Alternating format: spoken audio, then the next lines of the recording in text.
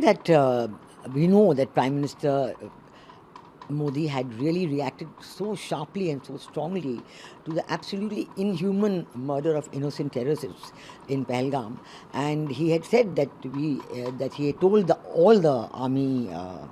Top brass, the Air Force, Navy, all the defense services, that India must respond and we must respond appropriately. And he left it to the defense forces to work out what is the best way that they would respond. And we saw in Operation Sindoor how, in fact, the very title of Operation Sindoor showed that it was a response to the very cruel and deliberate attempt to kill the young males, the husbands of newlywed brides and others who had gone to Pahalgam to celebrate maybe their wedding, to celebrate some other occasion, and gone with the family. And it was such a devastating shock for the people of India to realize that in this day and age, in the 21st century, such acts are still done. Such inhuman, cruel, unimaginably cruel. And today people are sitting planning such things. You know, it just shows what the people, the place they have come from, the society they are coming from across the border in Pakistan, what are they being brought up like?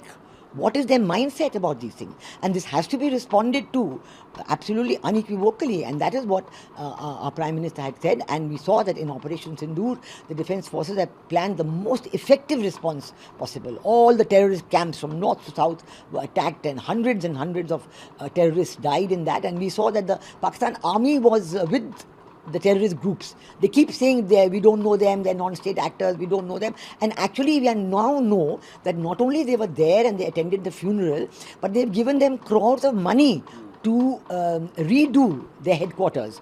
And all the institutions, the structures that were destroyed in the Operation Sindoor attack are now being repaired and overcome. They were photographed about the new headquarters with all marble and all given by money by the army.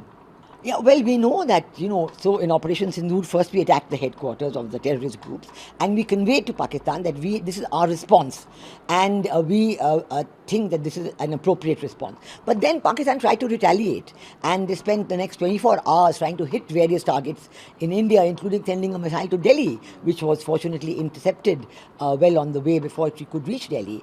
And that was unacceptable.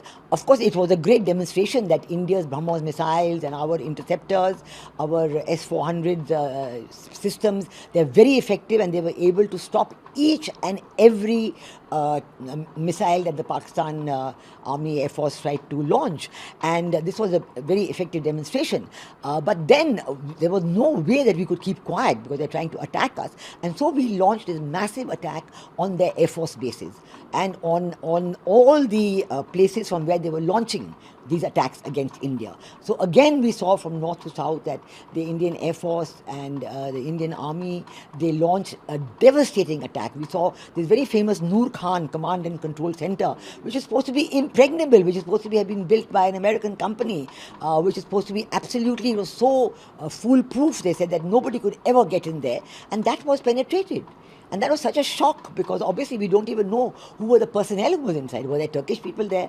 Were there other nationalities there? All this talk is coming on. And we saw that after that, when it was completely blasted, all that the Pakistan could do would spread a white tarpaulin over it, Tarpal laga ke, they had to hide everything, that's all. And then at that time there was this a talk that perhaps Kirana Hills has been hit.